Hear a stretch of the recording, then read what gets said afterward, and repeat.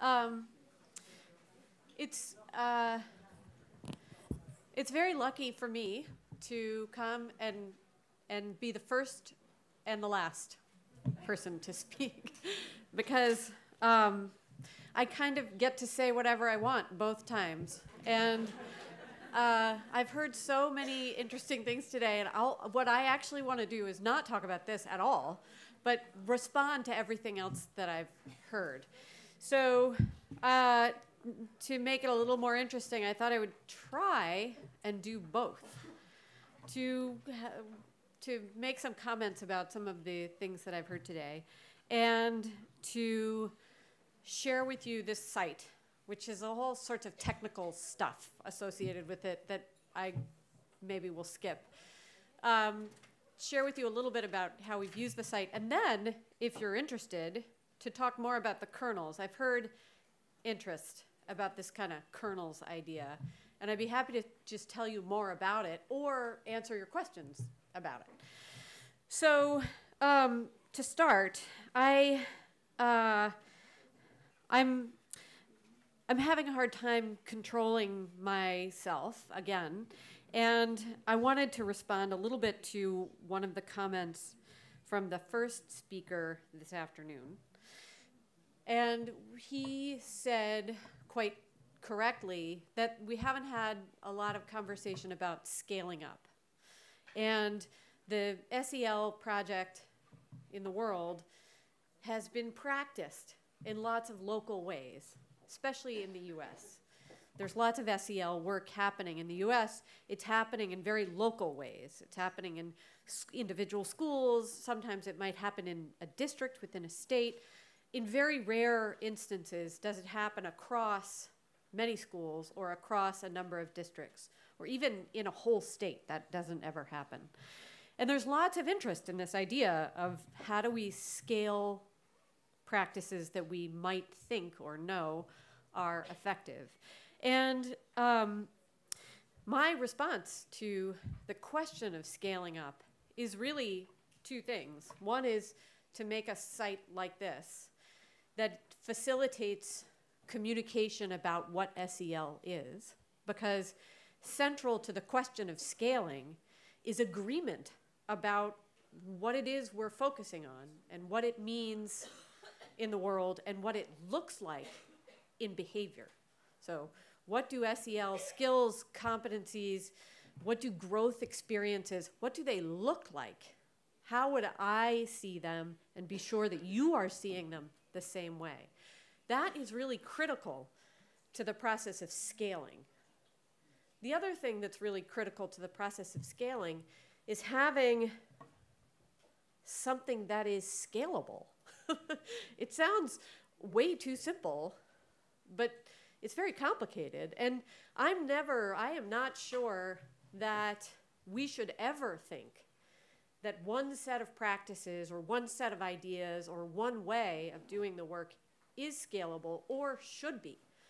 I'm not sure that that is an appropriate approach to this work. It's not actually consistent with the spirit of social and emotional learning work, which in my view is very local. It's about how people think and feel and interact with each other, which is a local thing. It's about human beings interacting every day. So our approach to this question of scaling is to say, how do we create something that can be scaled, that still sits with the evidence, is consistent with what we know, but is fully adaptable in a local context? And that's where we came to this kind of idea of SEL kernels. So if I were to, on the fly, completely reorganize everything I was going to say this afternoon, I would just do it that way. I would say, okay, I always plan to talk about scaling, and I'm going to talk about scaling in two ways. One, by talking about a process for building consensus, coherence, alignment in how we understand the field and what's included in it, and on the one hand, and on the other hand, thinking about how to create strategies and practices that are scalable. And maybe even talk about scale as a process rather than a thing. So that the endeavor of scaling the work is really about engaging in a process of doing the work rather than just everybody doing the same thing. And that's complicated. So back to the regular old agenda. Sorry about that. Oh, no. I'm going to exercise autonomy and not do that. I'm going to go back and say one more thing about what I've heard over the course of the day, which is that I think almost to every single speaker, there were a few ideas that kept rising to the top. Never whether or not SEL is something that is important to do. That didn't seem to be a question, although in many sectors it still is, which is ridiculous to me. But instead, these questions about how to do it and the necessity of managing the real need for local buy-in and local ownership. And local buy-in and ownership isn't just about adopting something that someone says is a good idea and everybody agreeing to do it. It's more about saying, what do we do here? And what is our priority? And how do we understand that in relation to your priority? Where are they the same and where are they different? And what are the things that we might do in order to meet that local priority? So that's sort of local adaptation, local buy-in. Adaptation of things that are still consistent with evidence, that there's a great desire for work, opportunities, strategies, practices that can be deployed but adapted to suit a particular setting while maintaining a link to what we know. Clearly, there is so much interest in integration. I would say that back in the day, maybe 10 years ago, when I thought about integration, I thought about it in a much more simplistic way, which was integration meant doing SEL work in all the settings of a school system. So in the classroom, out of the classroom, in the lunchroom, with all the adults, but also integrating SEL work into academic content. And I think it's become more sort of nuanced and more complex over time. The lesson that we saw was a version of integration that started with the academic work. It begins with the academic work, but leverages components of it that are fundamentally social and emotional, which is rich stories about individuals, right? About the real experience of human beings that draws people in. And then identifying the components of that story in an explicit manner that are SEL focused. How did you feel when you were listening to that story? Have you ever been in a situation where you had to sit quietly and everything went on and on and on and on for an entire day, and the person who was speaking never did what she was supposed to do, and you got really bored? What did you do in that situation? So this idea of integration is much more subtle than I think we've talked about it in the past. And then finally, the other idea that I have heard, I think, over and over again is this notion that time is of the essence. Time is of the essence because things are changing now, and we feel, or I have a sense that there is fear that generations will get away from us. And the state of the world is so complex and so fraught that it's very important to get work done now, to really begin to do this work quickly. But also, at the same time, this tension between how important this is, but the need to do it in small bits. So to do it simply in places, even though it is not simple work. And that's about having time to do it, being able to weave it in short bursts of time. Okay, now I'll go on. So I was gonna talk a little bit about this website that I'm now telling you is one of our approaches to scaling SEL work in a more fundamental way. And the reason that we went this direction is two.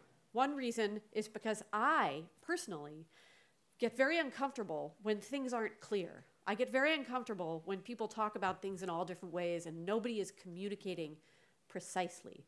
And this is this is self-reflection. This is an SEL skill. To be able to find out where you struggle and then act on it. So I find that very uncomfortable when there is imprecision in the field. So our team went down this path of designing this website because of that discomfort. The other reason is that I actually think that our inability to communicate about what's important in SEL undermines the effectiveness of the work directly and will crush the field over time. It will result in disbelief, in a view that this work is sort of faddish and not genuine or sustainable. And so I think that some of the technical nuance of doing this kind of thing is really important, even though not everybody thinks it's all that fun. So I started this project for those two reasons, and I'm just going to go through a few of these things, which is to highlight a little bit more of the challenge in a specific way. I'll review the parts of the site, and I can tell you the story of using the site with a Ministry of Education and other partners in Lebanon, or you can look through the slides yourself and see how we did it. And then I'd be happy to talk about the kernels more. So this I showed you before. This is the sort of terminological mess that is the field. And fundamentally, it's really about everybody making up their own words to describe the things that are important, which is what academics do, and they are incentivized to do it. That's a problem. So Angela Duckworth coined the term grit at one point, and everybody in the US, certainly, and maybe around the world, went bananas over this idea of grit. It became the most important thing out there, and all the work pivoted toward grit. Grit is not really different from self-discipline, self-control, self-regulation, perseverance, persistence, all of these other ideas that were out in the world already. But suddenly it became unclear what meant what and what those things look like when young people are engaging in them. So the challenge is that there's lots of words, and some of them, even though the words are different, actually mean the same thing. And sometimes the words are the same, but they mean very different things. And that's where things become complicated. And I'm going to explain that by talking just very quickly about self-control. And this picture is a version of the picture that I showed you this morning that is really about linking what we know to what we do and this cycle of ongoing learning. The words, my contention is that the words link all of these circles together.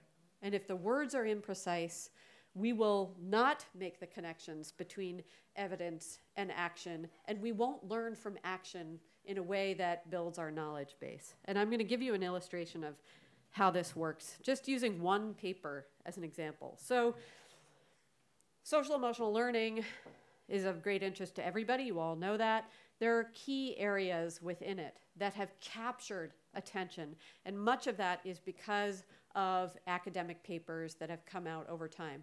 Angela Duckworth's paper early on about grit is one good example of how that idea got into the world. It came out of academia. There are a few papers about self-control that have similarly propelled interest in the field. And none of this is to say that self-control isn't a very important idea from a kind of human development standpoint. It actually is critical. And the reason why I use this example is because I think it's so important. And so there is one paper that came out in 2011 by Terry Moffat and a bunch of colleagues that describes the relationship between self-control in childhood. I cited this already earlier this morning, and all kinds of life outcomes later on. It's profoundly important and impactful. If I were to use that paper to make a decision about what to do in a classroom, here's what I would do. This is what I would do. I would say, okay, self-control is very important, Terry Moffat told me, and I want to do something to promote children's self-control in the context of schooling. So I'm going to read the paper and find out really what self-control is. And then I'm going to think about what I can do. So I start reading the paper from the beginning, and in the beginning of the paper I have a definition of self-control, like something in the paper that tells me why self-control is important. And it starts with the need to delay gratification, control impulses, and modulate emotional expression is an early demand of human development.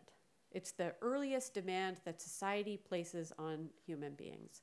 And so now already in the very beginning of the paper, self-control is delay of gratification, controlling impulses, and modulating emotional expression, those three things. I'm getting nervous, but I keep reading.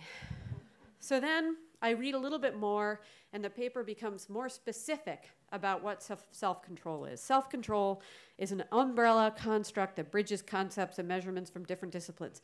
Impulsivity, conscientiousness, self-regulation. I've got delay of gratification again, inattention, hyperactivity, executive function, willpower, intertemporal choice. And now I'm feeling a little overwhelmed because I'm not really sure what self-control actually is anymore, but I keep going. And I say, maybe in the paper where they tell me about the measures that they use, that'll be a very concrete instantiation of what self-control is. And then I can figure out what to do in the classroom to build it. So I come over here. Here I have, I hope they're okay down there. Here I have the component of the paper that tells me about measures of self-control. And the measures in this study include observational ratings of children's lack of control, parent and teacher reports of impulsive aggression, and parent, teacher, and self-reports of hyperactivity, lack of persistence, inattention, and impulsivity. So now I'm at the end of the paper, and I ask myself, what would I do? Would I focus maybe on delay of gratification because it was mentioned twice in the paper? But because delay of gratification, which is its own very specific thing, is measured using tools that capture things like hyperactivity or lack of persistence, I might then design my strategy around delay of gratification, supporting children to hold back when they need to and have some support to do it. But I might measure the effectiveness of my strategy using something like a measure of impulsive aggression. And then I might conclude that my strategy doesn't work because my measure was completely different from the thing I was doing. So this is a long-winded way of saying that the words and their meaning is really very important, not just for a crazy person like me who worries about words. It's actually critical for all of us in all of our roles in deciding what we might actually do as an educator in a classroom, and then how we might make a judgment about whether or not it's working. And that goes from the local level all the way up in the system to policymakers. So to engage with this problem, our team started by saying, what if we took all the organizing systems, all the ways of talking about social emotional learning and related phenomena and their definitions, and we coded them. We applied a common system to all of them, and then said, how related are the terms to each other based on their definitions? And if we did that, could we create a set of tools that allowed those who are interested in the field and doing one type of work or another, whether it's direct practice, whether it's policy making, whether it's assessment and measurement, could we create a set of tools that would allow those people to talk to each other more transparently and more clearly about what they're focused on? And that's what we did. All these slides are about that. So they're about the process of designing the coding system, applying it to the information, so turning the descriptions of frameworks and the definitions of the words into data that we could then use to create these tools. And sometimes we arrogantly call it a Rosetta Stone for the field. Yeah, that's what we call it. But the idea is there, which is that it's like a way to translate information from one way of thinking to another. And one very concrete example of how helpful this can be came from a district superintendent, which is the sort of the instructional and administrative head of a whole district of schools in Minnesota, I think it was. He presented us with a problem. He said, I'm the leader of this educational system, and I have early childhood work, I have primary school or elementary school work, I have pre-high school, pre-secondary, and secondary work. And each group has adopted a different framework for their SEL work. And they're fighting with each other because each thinks that their way of approaching this work is the more important way. And we're having trouble connecting the experiences that we're designing for children who are just the same child moving through the system. So the early childhood people had adopted executive function, because executive function is really important in early childhood as their way of thinking about SEL work. The elementary folks had adopted the CASEL framework, the Collaborative for Academic, Social, and Emotional Learning, probably the most influential framework in the world for organizing their work. The middle school and high school folks had adopted a framework from the Chicago Consortium on School Research, and in a funny way, each group was absolutely correct developmentally. They each adopted a framework or a way of organizing their SEL work that was completely developmentally appropriate. But they had no way to crosstalk and say, oh, when I talk about executive function and you talk about self-management, here we can see where those things are very similar, and here we can see where they are very distinct. And so we can design our instructional work and our measurement work in our practice around those similarities and differences. So the Rosetta Stone allows for that communication. So we have used this site in a million different ways. In my lab, we use it all the time to try and figure out what we are talking about. But others use it to meet all kinds of different needs.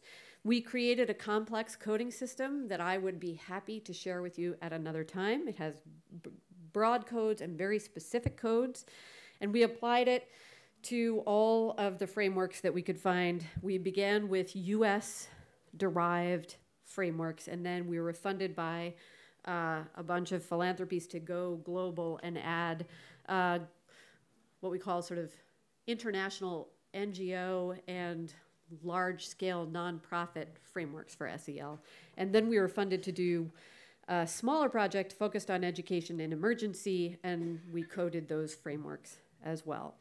And what we ended up with is a site. I'm going to go right through this. It's just, you can look at it in the middle of the night when you feel like it, because it will surely keep you awake or put you to sleep. So you'll be in the same spot you were when you started. It allowed us to build data and create an interactive website where we could present for users essentially a comparison across all the frameworks that works in different ways. So one comparison is just to say, what domains do these frameworks emphasize compared to each other? So some emphasize emotions, some emphasize perspectives, which is kind of a way of saying personality. Some emphasize values more than others. And so this is a way of saying, if you're really interested in one particular sort of broad domain of SEL over another, then this might be a way to adopt a framework and then eventually a program or a strategy that meets those needs.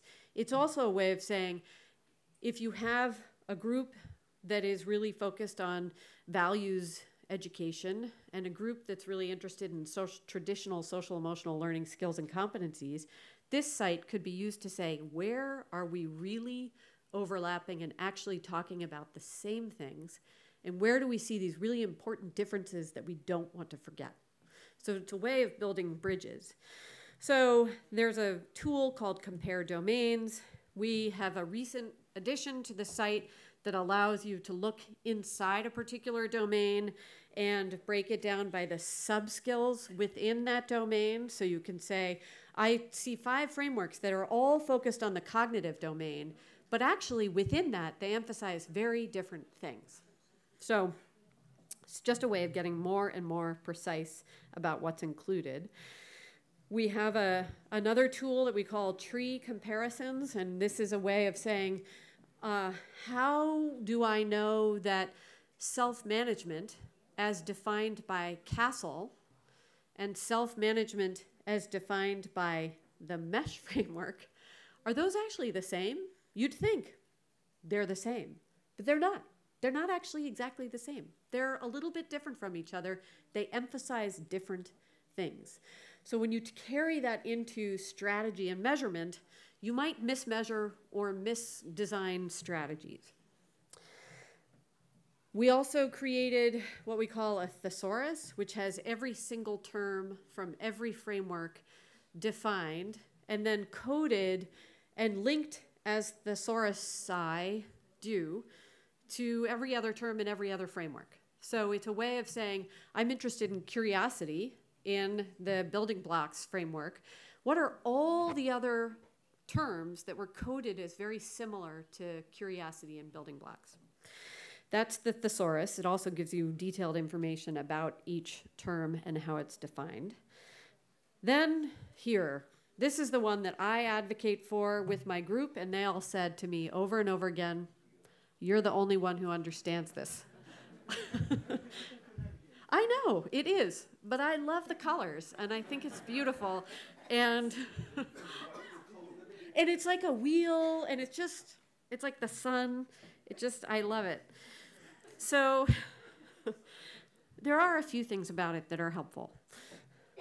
It shows you the level of detail each framework embodies. Some frameworks have domains and subdomains, and then very detailed definitions of everything. They go way out in this wheel.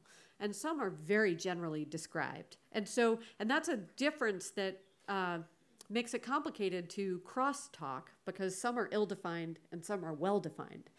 And so one reaction we've had from our partners, we took the frameworks and we coded them, and then we called all those people our partners. Some partners have said, we disagree. That's not what our framework has in it.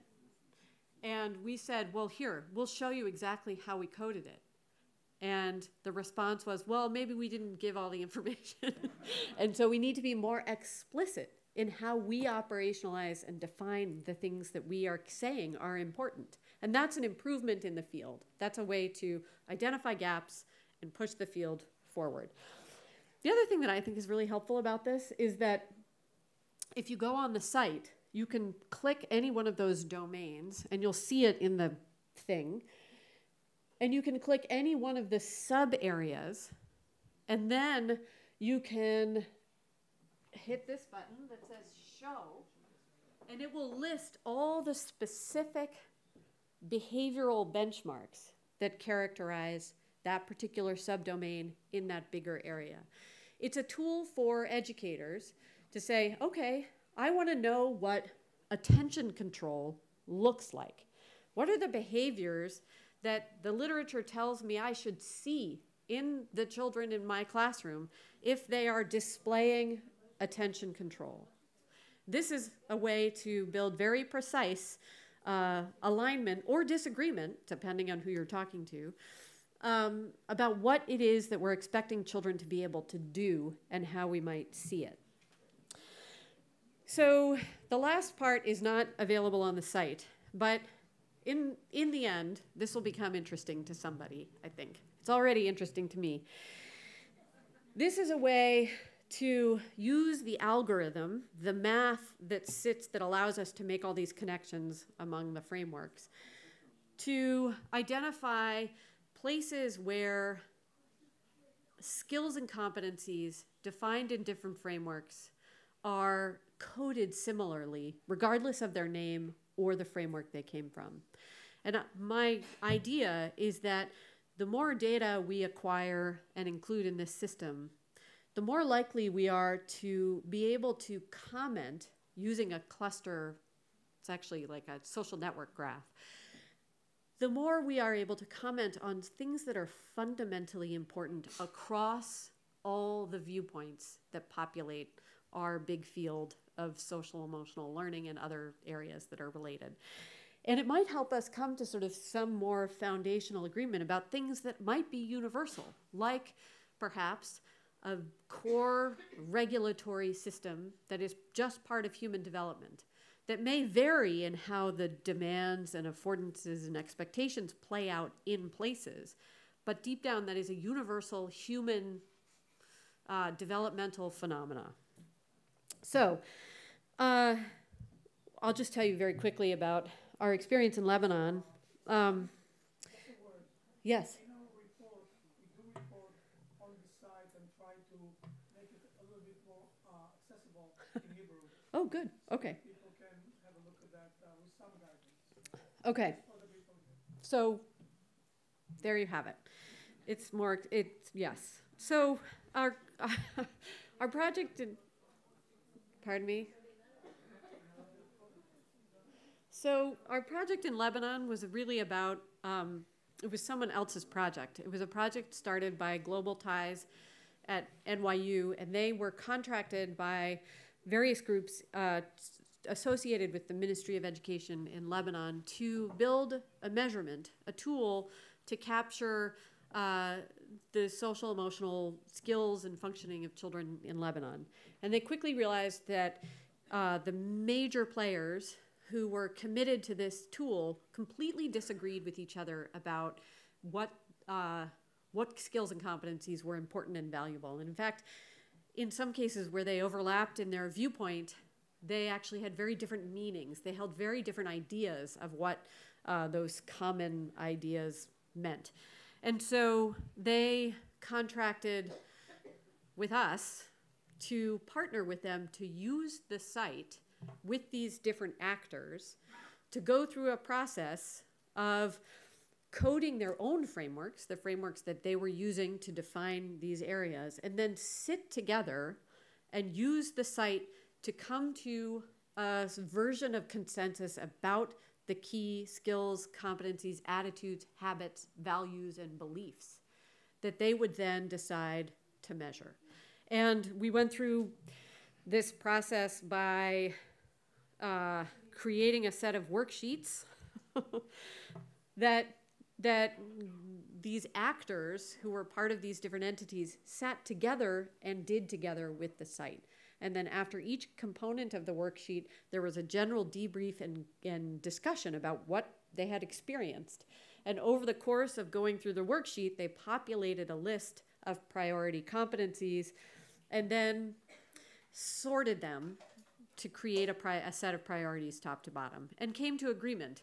But our view is, had they just sat in a room to try and argue about it without information to use to make sort of concrete judgments and decisions together, they would have really struggled over time. So this is one way we see the site as building consensus around a set of priorities, whether those priorities are things that we value or not, that they are completely locally derived. So this is an example of how a site like this can be used to scale the work more effectively, because it's a tool for building consensus and gathering stakeholder input. So we did it this way. You can look at these at another time. We did some really crazy, cool things, and it seemed like it worked. So with 15 minutes left, I am happy to do anything. One thing is, I'm happy to answer questions about the Explore SEL site, and I'm happy to take suggestions about how to improve it. I'm also happy to tell you a little bit more about our process in deriving and now testing SEL kernels and sort of our view of what those can do for the field. I'm open. What do you think would work? Kernels. Kernels. Yeah, okay. So if you want the address of the website, you just type into Google Explore SEL, and it just is there. It should be. Okay. So this is without slides. I mean, it's in the other slide deck. But I'll just tell you a little bit of the story of how we got to kernels. It actually started about 10 or 15 years ago with a different project. I had a grant from the federal government to design a new SEL curriculum. And I was naive. I thought this was a really good idea. And I only realized after I got the grant that I was not trained in writing lesson plans or creating curricula. I had no idea what I was doing. So I started by doing what academics do, which is I did a literature review. And then I said, well, if I'm going to create a new curriculum, I should probably know a little bit about the existing curricula. So I gathered together just a very small number of sort of really dominant curricula in the elementary, primary school world of SEL. And I coded them. I basically said, I want to know what all of these curricula target, and then I want to know the instructional strategies that are used to do that work. So I created a coding system. You'll begin to hear a theme about coding systems. So I created a coding system, and I applied it to every single activity in every lesson, in every unit, for every grade of these curricula. And that was another way of turning that kind of information into data that I could then examine to say, where are the gaps? Where are the opportunities for new work in SEL? And I learned two things. One thing was that there was very little in existing SEL programs that focused on that cognitive domain. And there was a really growing literature about the importance of executive function to basically everything. And I said, okay, here's an area to expand SEL work and deepen it with some sort of what we call cognitive regulation or executive function. The second thing I learned was that SEL curricula really did very little in terms of building routines and structures and supports for the setting. They're very focused on lessons that are delivered by educators to children. And we had a growing body of evidence, much of it from this country, about the critical role that experiences in different settings plays in human development. And so we thought we should create a program that really emphasizes routines and structures that can support the sort of positive environments for children and youth, in addition to direct skill building. So we created a curriculum, we did a big study of it, and to great exhaustion and expense, and we learned basically two things. One thing, nobody implemented it the way we designed it. We probably could have said that at the beginning, but nobody implemented it the way we designed it. But they implemented it in a way that suited their needs, meaning they took all the routines and structures and they did those teachers did those over and over again. They loved the components to the program that were not really scripted, that they could adopt and kind of weave into their regular work. And lo and behold, in terms of outcomes for kids, we saw that the outcomes aligned with the routines and structures that the educators had adopted and implemented. And at that moment, a light bulb went off.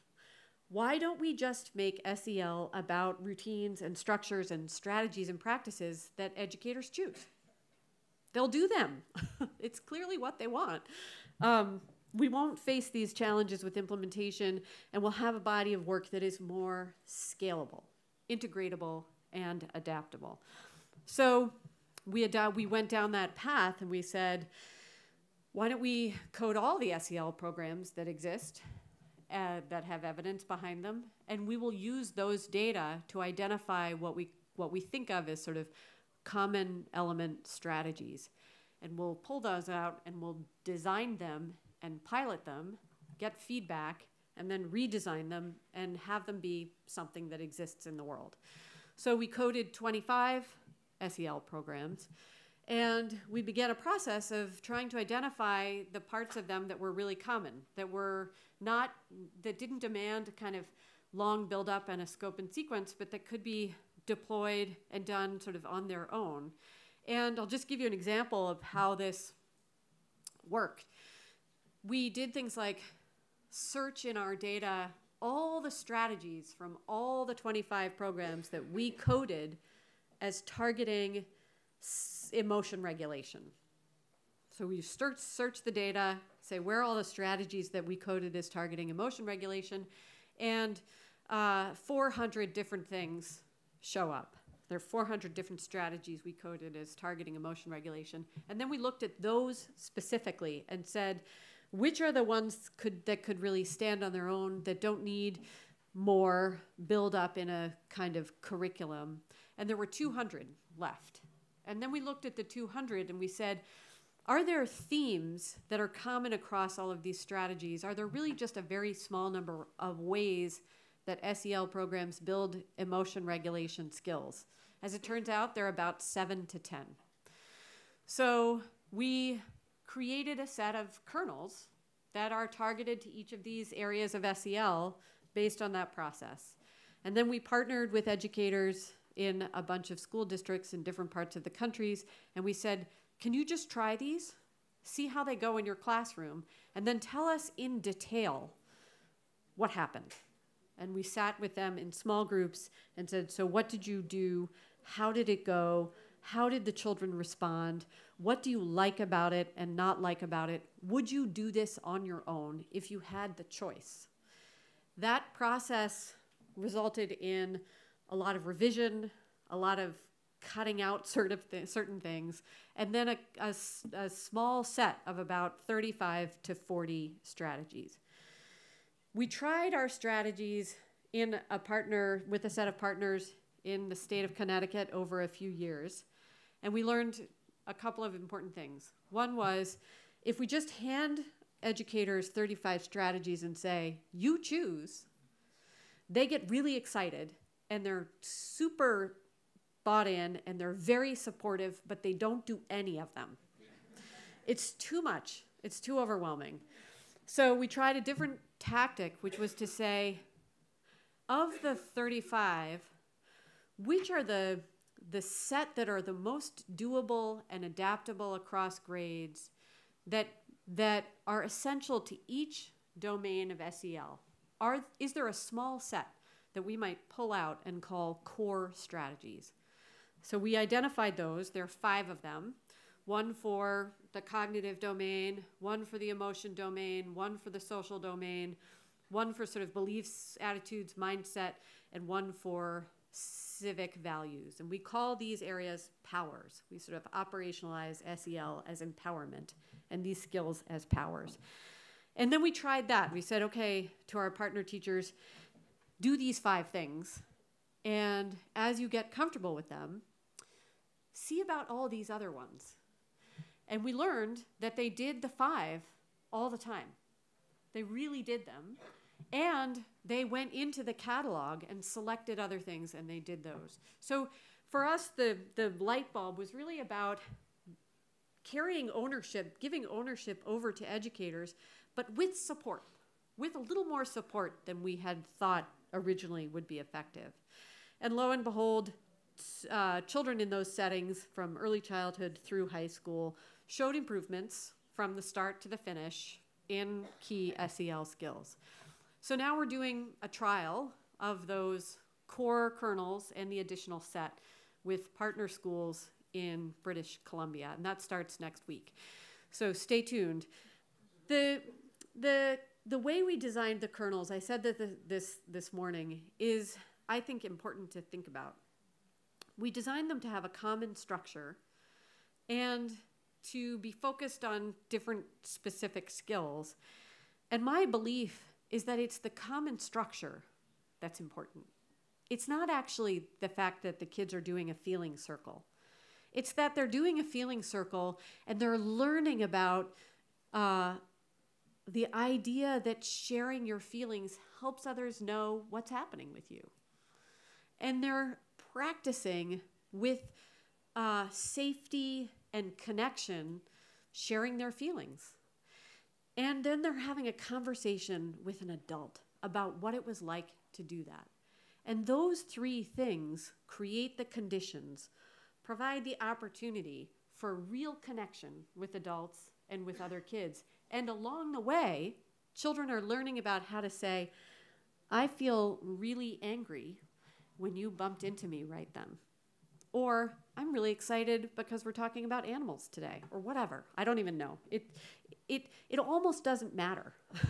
It's that they're engaged in a process. Again, I'm going back to this idea that it's about a process of connectivity around a specific topic. And the activities are the platform for doing it. And I think that that gets to this idea of concrete skill building coupled with growth experiences in the context of a setting that is engaging and warm.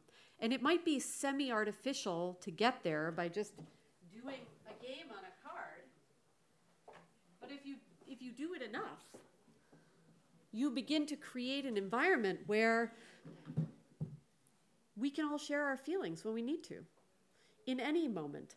I'm really struggling with this. My son, again, he could not do the probability stuff in his math class, and it wasn't just about learning probability.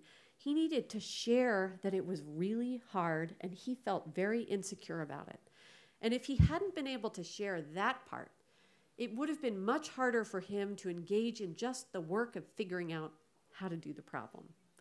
And he needed the freedom to be able to say, I feel dumb. I feel frustrated. I feel angry that I can't do this. And I'm angry at everybody else who can. And you, Mom, because you're not telling me how to do it.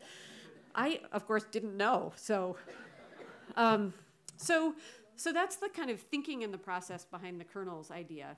And I hope to have more information in the future about it. Thank you.